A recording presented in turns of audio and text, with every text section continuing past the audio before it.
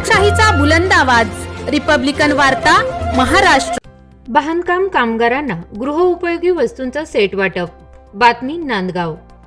नांदगाव तालुक्यातील बांधकाम कामगारांना कामगारासाठी सुविधा सेतू केंद्र सुरू करण्यात आले असून या सुविधा केंद्राच्या माध्यमातून नोंदणीकृत कामगारांना सौ अंजुम कांदे यांच्या हस्ते भांड्यांचे सेट वाटप करण्यात आले।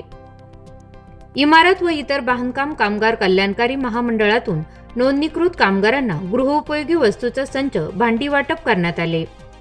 तालुका स्तरावर बांधकाम मजुरांसाठी सुविधा केंद्र सुरू झाल्याने बांधकाम मजुरांची सोय झाली आहे।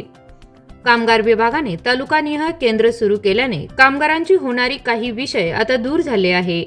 याआधी नाशिक तसेच मालगाव येथील बांधकाम नोंदणी सुविधा केंद्रात मोठी गर्दी होत होती।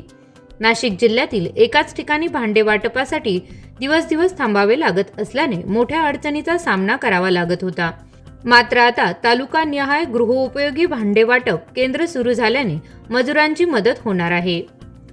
नांदगाव सेतू कार्यालयात 15 दिवसात 1000 पेक्षा अधिक बांधकाम कामगारांनी आपले नोंदणीकरण केले असून तसेच नवीन नोंदणी झालेल्या प्रत्येक कामगारांना सेफ्टी किट व नूतनीकरण झालेल्या कामगार कुटुंबांना गृहोपयोगी साहित्य वाटप यावेळी करण्यात आले।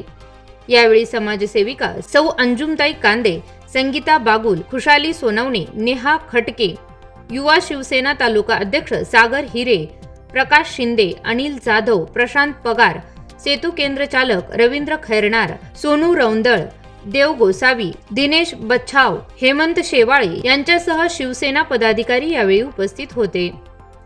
रिपब्लिकन वार्ता महाराष्ट्र न्यूजसाठी नांदगाव तालुका प्रतिनिधी मुक्ताराम बागुल, नाशिक।